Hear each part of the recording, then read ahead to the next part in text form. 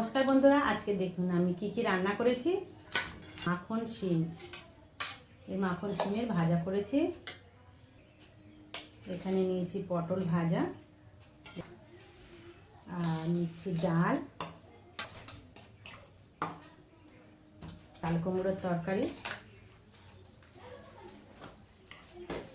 এই যে ভেটকি মাছের দেখুন সর্ষে বাটা করেছি। দেখুন এই যে ভেটকি মাছ এর সর্ষে বাটা। এখানে আমসি টক করেছি। দেখুন আজকে আমাদের এই থালিটা যদি আপনাদের ভালো লাগে অবশ্যই একটা লাইক কমেন্ট করবেন এবং ভালোবেসে পাশে থাকবেন। দেখুন আমি কি রান্না করেছি।